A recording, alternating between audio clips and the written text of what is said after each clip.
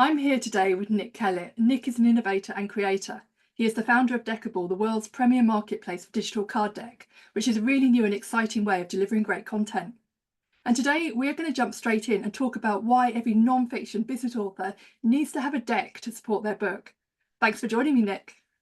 Hi, yeah, thank you. Thanks for inviting me. I'm excited to chat about this. It's fun. Well, we met earlier this week, but you've been working with myself and Tracy behind the scenes for a while to create our own Yeah. deck. But before I jump in, and I'm sure we'll talk about that today, tell us a bit more about Deckible and how you became a founder or the founder, and a bit more about your background. Yeah, basically, I've always been this kind of creative spirit, creative soul. I invent things for a living, and as a kid, I was inventing board games. And age 17, I'm at Milton Bradley in the UK trying to sell them a computer game of Connect 4, and they told me they thought there was no market for computer games, which is hilarious. You can't make this stuff up, right? But I've always been inventing things and mixture of software and physical items. So I've created lots of software products over time, but I also finally got to publish my own board game in 2007, which went on to sell 100,000 copies. Wow. Won a Spiel des Jahres prize, a game called GiftTRAP. So I had this like strong foot in the cardboard physical camp, right? Games, playfulness. And I got into this whole journey of personal growth and discovered just how many card decks there were, right? Like literally, there's a card deck for everything. Many books as decks is a great category, but there are lots of, how to do this, how to do that, a deck for it. It takes you through the whole, coaches you through the process. And I just like, why are these not digital? Right? Because Yeah. that must have been the thought that Amazon had at some point. They said, why don't we make Kindle? Right? Or Audible said, why am I, having people carry around CDs and DVDs and cassettes like to play this stuff, right? So it's like, yeah, let's create a digital experience that mirrors and parallels Spotify and Audible and Kindle, but for card decks, right? Because no one had done it. And so that was really the vision, is to have a destination marketplace for all the card decks that exist in the world. And that's what we've set out to create. And we're well on our way to doing that. So yeah, it just makes sense, right? And what was fascinating to me is I discovered there were two really big crews of people who own card decks. It's very big in the kind of wellness, spiritual, Yeah. Oracle Tower space, right?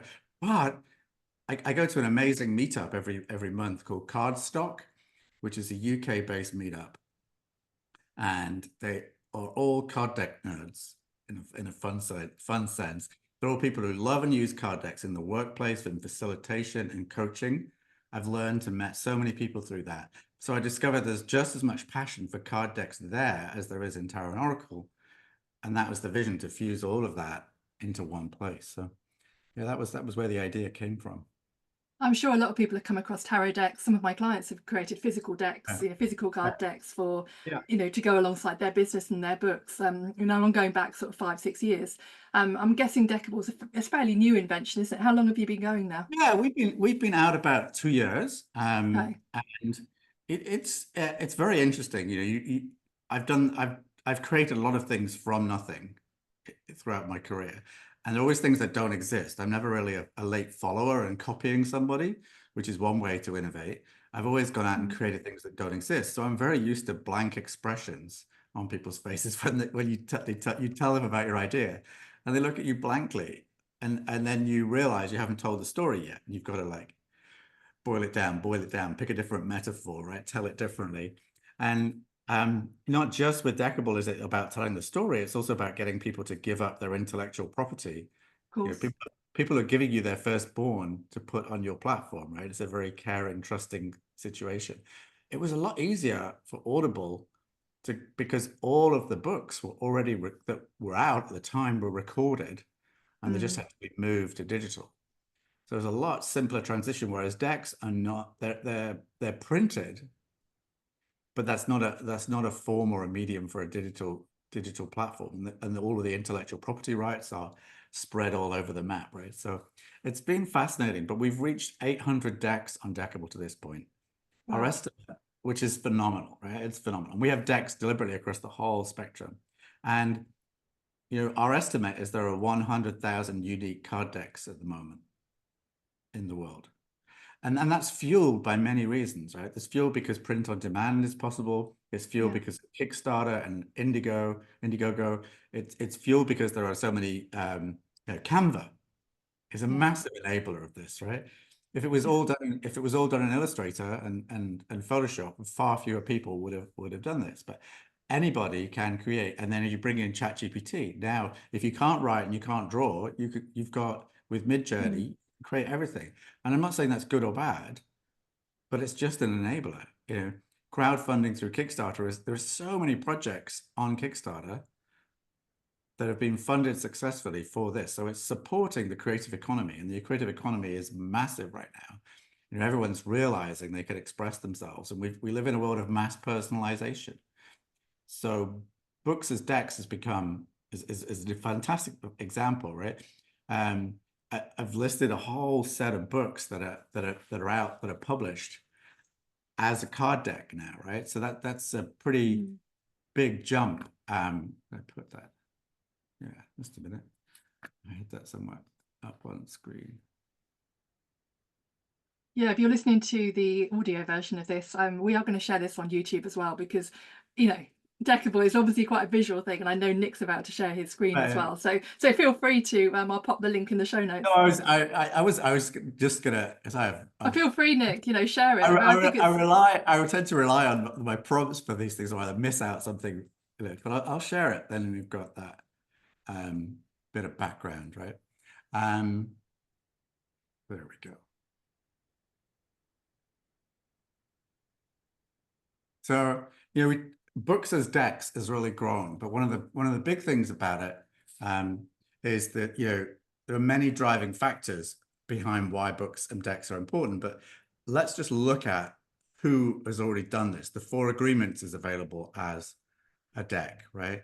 The 7 Habits of Highly Effective People, Getting Things Done by David Allen, Eckhart Tolle Now, The Secret, Love Yourself by Louise Hay, and Hooked and Indistractable, The Top 5 Regrets of Dying. These are big books, right? They are indeed, yeah, absolutely. And I think people need to get in quick, don't they? Because I think if they wait too long, someone else is going to get in there first. I think that's a core thing that I found. When Tracy and I came across yourself and Deckible probably about 4-6 weeks ago, it's just like, we can't hang around. We just got to get in and do it before anyone else does.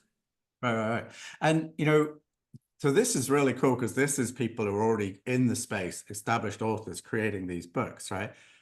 But this is proof that the trend is alive. Oprah Winfrey's done it. Deepak Chopra's done it. Stephen Bartlett, we all know Stephen Bartlett. Yeah, we do, yeah. Fire of a CEO.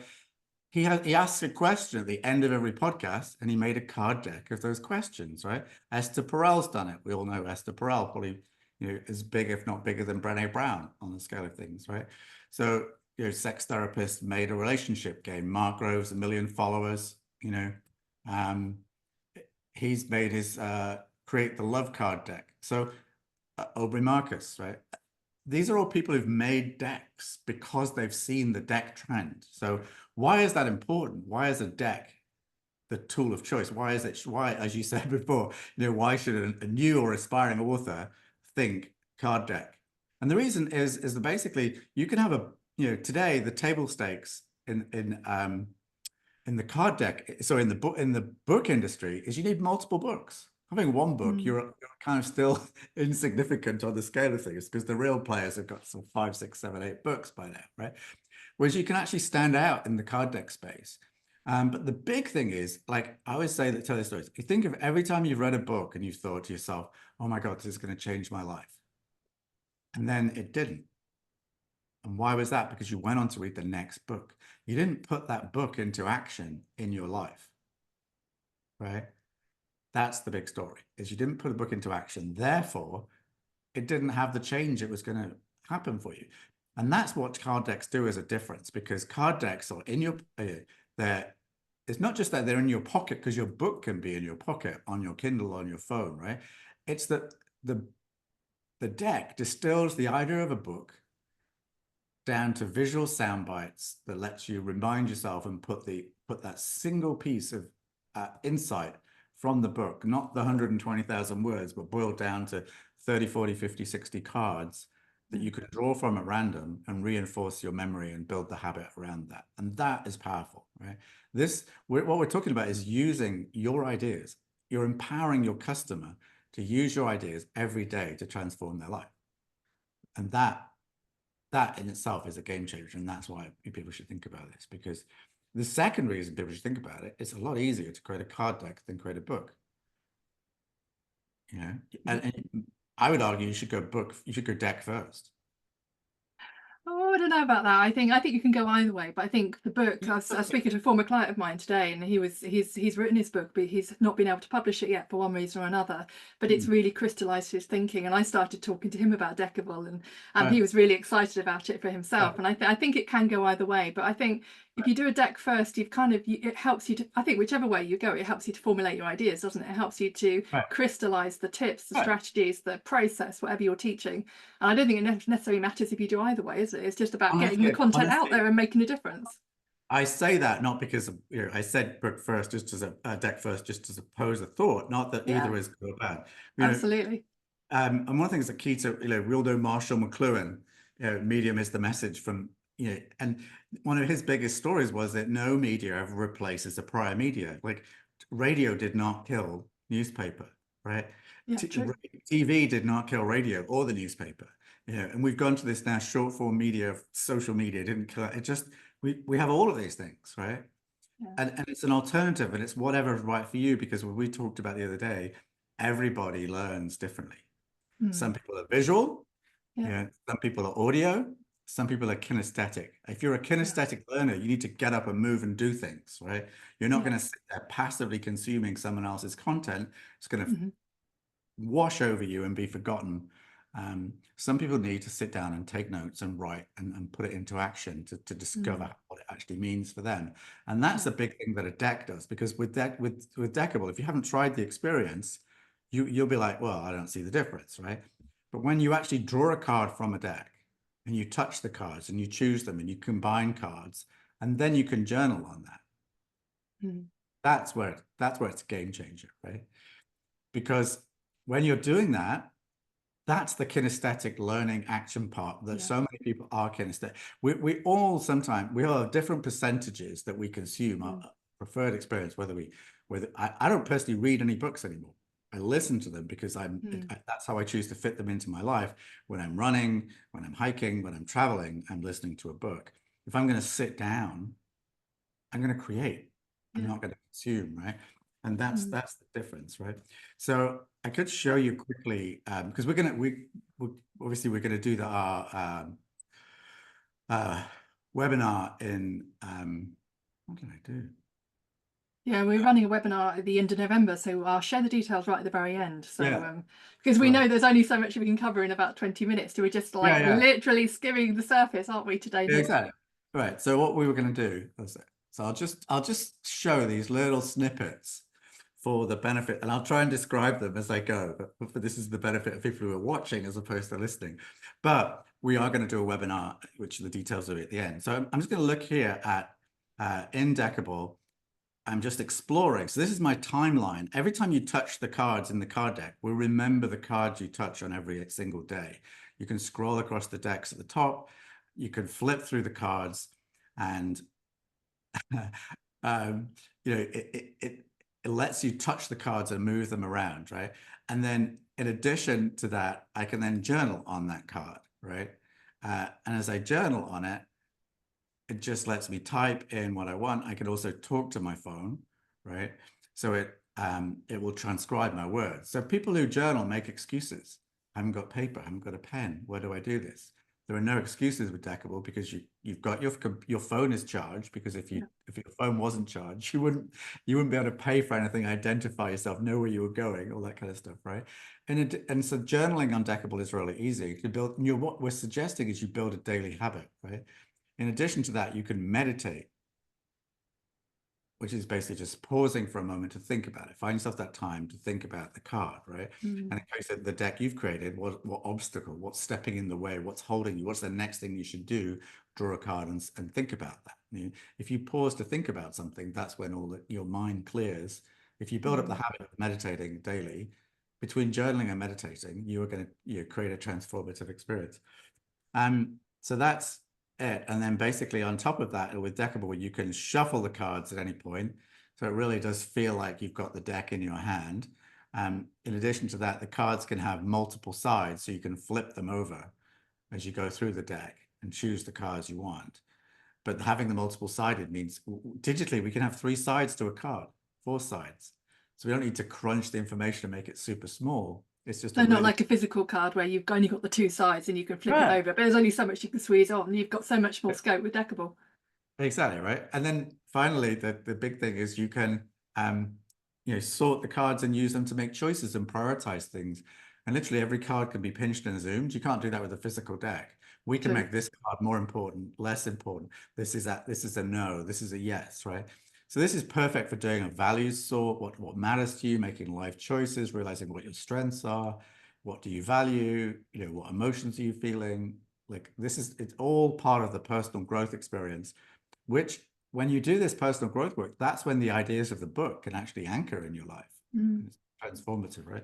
So I'll stop on the demo there, but just we can come back and do more. Funny enough, I changed all that last night, and I'm on a different computer right now, and it didn't bring up the latest one. So that's that. Never play with children, animals, or software. So I've been thinking about some of my clients when they've got they're content rich. I think most of us who write books are content rich, whether we've written the books yet or whether we haven't written the books. We've got so much to share, and I think what I'm seeing with Deckible, which is one of the reasons why we're embracing it, is we see it as another way of using the information we've got already, which we know is already making a difference. So, for example, with the now we're calling out, with your blessing and with your yay, let's go for it. We're calling our first deck Shitty First Draft, because that is ultimately the stuff that we're teaching through this deck is how do you actually get out of your own way to create your own shitty first draft. No, it won't be shitty, but it will be a first draft that you're probably not perfect yet. But we want to help people through this to get out of their own way. And I'm sharing these tips with clients on a day-to-day basis. So it made sense to curate everything into a deck where people can pick a card. It's like having me on your shoulder. You're feeling stuck, you're feeling overwhelmed, you're procrastinating. You can pick something out and be inspired by me without needing me on the end of a Zoom or on the end of a phone or on the end of an email. And I think that is something that's really powerful, and it just gives people a different way of regularly consuming the information. As you said, Nick, you read a book, great, but how do you then implement what you've learned? And this is kind of gives you that different dimension. And I think there's 2 parts to this experience, right? There's a kind of yin and yang. That the world has changed massively, and the way you create has changed, and the way you consume has changed. And Deckible speaks to both, right? As someone who's you've coached many people through the process, so how massive this procrastination hill is. Oh God, yeah. It's got 1,000 names, right? Because now if it was obvious and it was called procrastination, we could deal with it. But it sneaks up at you in 1,000 different ways, right? And then when it comes to actually reading the book and putting the book into action, there's the same issues. Change is hard. Like building habits is the way it's done, right? And so I strongly believe Deckible deals with both sides of the equation. It's going to help creators create a better product, right? And it's going to help their customers put that stuff into action. A lot of books are sold as shelfware. 80% plus of people do not finish a book they start. And a shocking 94% of people who start a digital course don't complete it. But that's scary, isn't it? Yeah. That is a soul-destroying statistic that should stop you in your tracks. If you are preparing to create a book or a course and you think, am I happy that percentage of people will not complete my work? I think the most important thing is you are delivering something. Give people in the way that can change their lives, not that they found a reason not to get on with it, right? Like with my board game, I think of the metric of how many people have played it, how many times people have played it, how many friends so how many human hours of engagement and fun and participation and social fun have I created? And it's a big number, right? It's sort of 1 million hours plus of fun and engagement. So that feels like a massive achievement, right? And when you think about that as an author, that's what you should be thinking, is not about you. Yes, publishing the book is all about you. It's a massive obstacle you've overcome. But once you've got the book out there, your job really is to transform people's lives with that book. So if you think about that part of the experience, not you, the writing experience, but the it's out there now. That's when the fun starts, right? Some people think they Mm. publish the book and that's it. The fun starts when you start promoting and getting people to use the book. And if your readers read it to the end, love it, put it into action in their life, guess what they're going to do? They're going to tell other people about it. And that's transformation. Because Mm. then you are building an army of fans, and Deckible brings you that tool to be in somebody's pocket, to be in someone's life, to build in their daily habit. And that is, you tell them there's another Kindle to read or another Audible to read, and it's like, oh yeah, okay, I'll put that on my list, number 27, right? If you give them something unique and different, you stand way more chance of actually getting to the top of their stack and getting into their life. So I think that's honestly, when we started Deckible, it was to digitize card decks, right? But it's become a much bigger, meaningful experience as a consequence of touching people in so many ways, because I've learned so much about. I didn't know all these statistics about who doesn't read books and who doesn't complete courses, and didn't know about visual, audio, kinesthetic learning. All these things have come into play as we've realized, and this the product we've built, because with Deckible you can play audio and video with every card, right? That's transformative, because some people want to read, some people can't focus long enough to read, so they need to watch and listen, and Deckible caters to that. So you could speak to every different type of consumer who needs to learn in a certain way. And like, how many books are there on about how to form habits? I mean, there's thousands of them, right? Thousands. Yeah. Duhigg and whatever, right? So Deckible really speaks to that. It really speaks to building your daily practice. So it's about taking your book and inserting it into someone's life and becoming part of their daily routine. And that's a transformation, I think. So yeah. And why should people get in now rather than leave it a year, 18 months? Because absolutely now is the time to do it, because, there's always first mover advantage.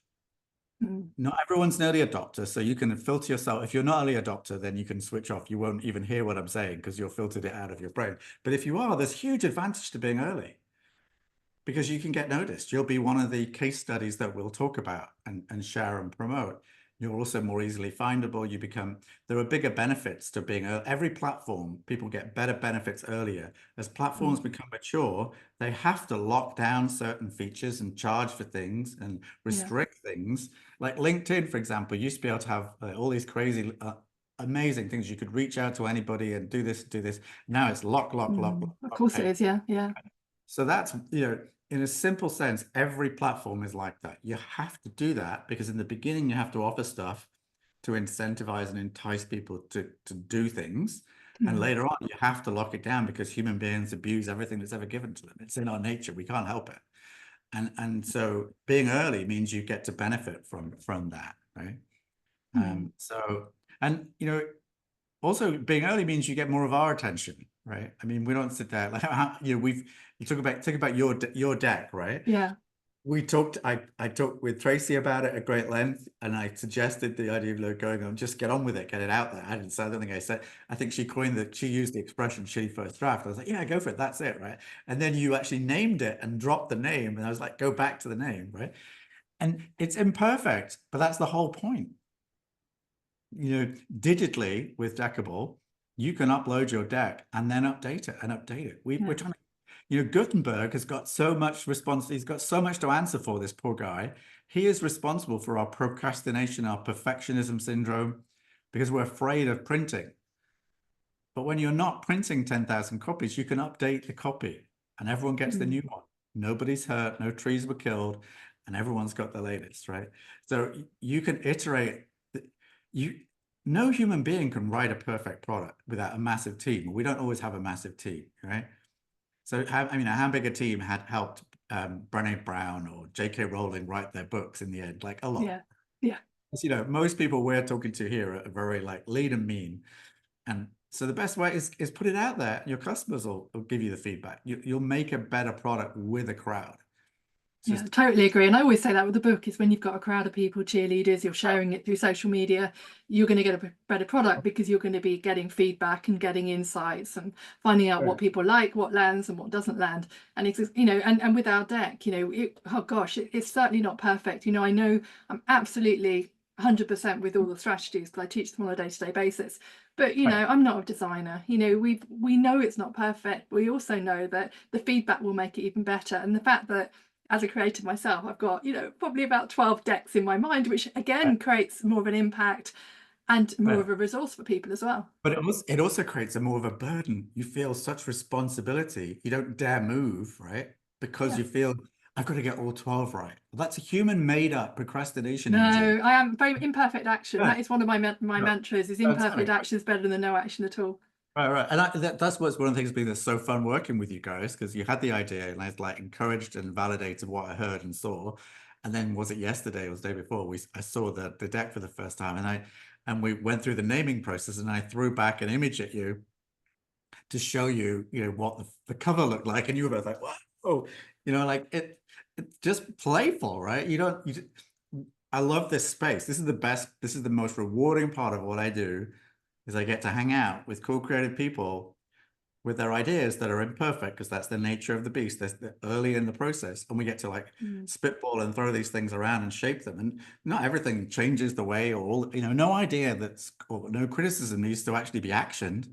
They're just stuff that's thrown into the pot, and you pick and choose the things you like, right? Whenever you give anybody feedback, advice, or mentoring, it's like mustard. You know, 95% of it's left on the side of the plate. But a bit of spice makes the whole thing better. But you listen to a little bit of feedback, it ends up a better product. Yeah. And then you show people the better version and you get more feedback. It takes you, it doesn't, feedback is not a one-off process. It doesn't stop on Tuesday, right? No. So, So you know, when Nick and I had a conversation a couple of days ago, one of the things that we talked about is the fact that, you know, we're doing this podcast today. We wanted to get it out as quickly as possible. And we also know that you're probably gonna have a lot of questions around Deckible, you know, how to use it. So what we've decided to do, we are running a masterclass on Wednesday, the 27th of November, 7 o'clock UK time. So that's 2 p.m. Eastern. And it's you're in Canada, aren't you? So it's 11 a.m. for you. So wherever you are around the world, we are trying to make it as accessible as possible, and there will be a replay as well. So if you have questions for Nick, have questions for me about the deck that we've created, I will, if you go to librotas.com/Deckible masterclass, and I will put the link in the show notes, you know, go and sign up. Now, at the time of recording this podcast, the page isn't up yet, but it will be up by the time it goes live. cool. Again, imperfect action. One thing I've discovered, honestly can say this to you, is just like shocking to me, but it's absolutely true, right? If I talk to various people who don't understand Deckible yet and haven't seen it, a fair chunk of those people land on a no, right? But anybody that goes through the process and sits through this experience or watches the video, but it's better to do it live because then you can participate, right? Honestly, I could literally measure the energy in the room, the excitement of people seeing how this can touch and change their lives. Because the word digital card deck means nothing to us now. In 2000, the word Spotify meant nothing to us. It didn't exist. We didn't know, well, you know, Apple let you record, you could have all your CDs on your computer and play them. It's a pretty poor 7th place to Spotify that says, oh, like this song. Oh, how about a radio station for this? Oh, how about a playlist? How about this? How about that? Yeah. Digitally is just going to crush the experience, going to make it way, way better. But human beings do not, unless you live in innovation for a living, you don't imagine what that's going to be. What can that be? What does it feel like to use it? And I think going back to McLuhan basically describes every new media touches us differently because it touches our senses differently, right? And the phone changes that experience because you're pinching and zooming, and every time you do fine motor skills, it gets you engaged. You listen, you touch, it touches you differently. And emotion makes us move. Like we make decisions on emotion and then we justify them with fact. We pretend we use facts.